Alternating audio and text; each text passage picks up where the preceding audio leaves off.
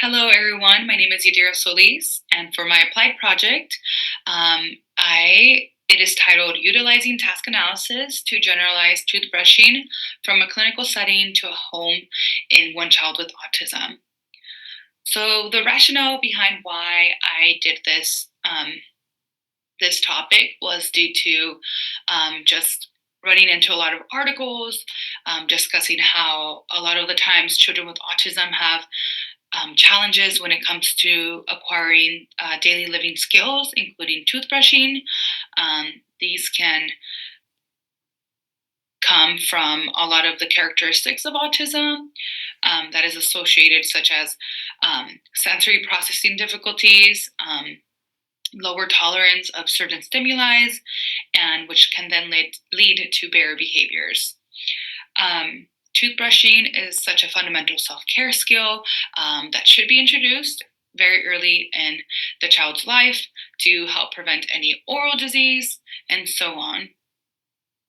I also noticed that a lot of the articles that I found talked about how the stakeholders, so the parents, the caretakers of the child, had a great influence in making sure that the child's ability to complete the task was very important.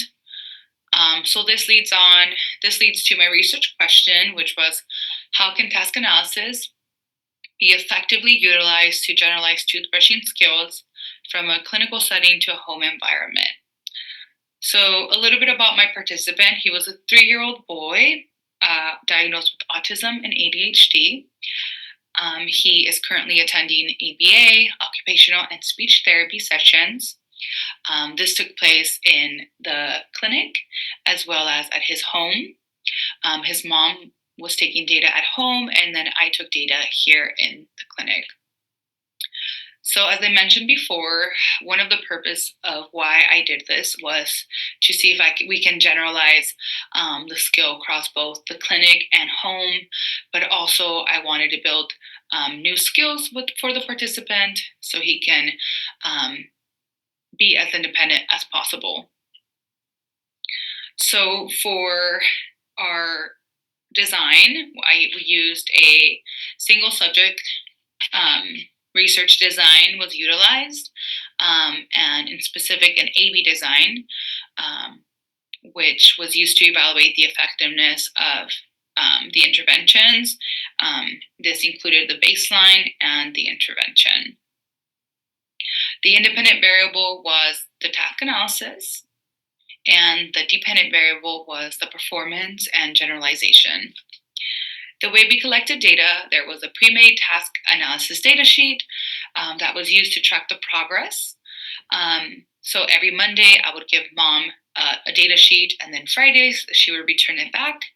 I required her to take 4 trials per week, and I took the same as well here. The way scoring looked like, there was a plus and a minus sign next to each step. So there was 10 steps in total. So the first step was with the toothbrush. And if he completed that independently, then we circled the plus sign. If he did not complete that independently, and he needed extra support, then we would circle the minus sign. Towards the end, let's say the participant got 2 correct, we would do 20% for that trial. If he got 3 correct, then he would get 30%, and so on. Now we're going to look at the baseline phase. So during this time, we did not prompt. We did not provide any sort of, like I mentioned, any prompts. We just observed the client and see how far he could get with those steps. When the intervention was then introduced, we used the visual and verbal prompting as well. So looking at the results, in the baseline phase, you can see that in the clinic, we got an average of 13%. And then when it comes to home, we got an average of 15%. None of the scores were higher than 20%. Then once we introduced the intervention phase at the clinic, there is a steady upward trend. As you can see during this time right here, there was no data collected due to the client being sick, and we just couldn't take data for that.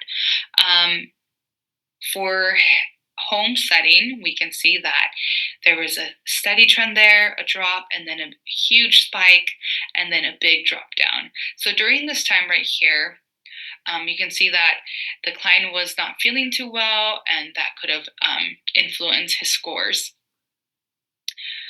Overall, the graph shows that there was an effect when we introduced the intervention, but we did, however, not notice generalization of a skill.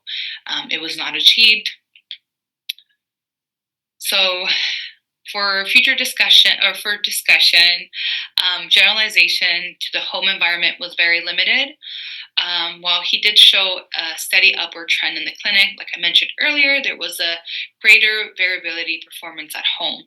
So this can mean for various reasons. It could have been the environmental factors, such as when it comes to his home environment, he might have less demands. It's more of like a place where he goes to relax. And in the other hand, when it comes to the clinic, there is a little bit more expectations. He was also undergoing toilet training at the same time. And like I mentioned before, he was also sick during that past week. So this could have impacted his performance.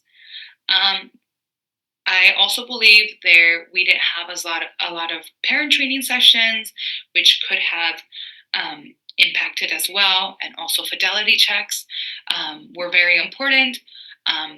So for the future, this would be something to always have to ensure consistency of the intervention and delivery. Also to continue with those results. Finally, there was also limited time, so we were able to only get a limited view of the participant. We didn't get a lot of time to see his growth, so this could have been another factor to influence it.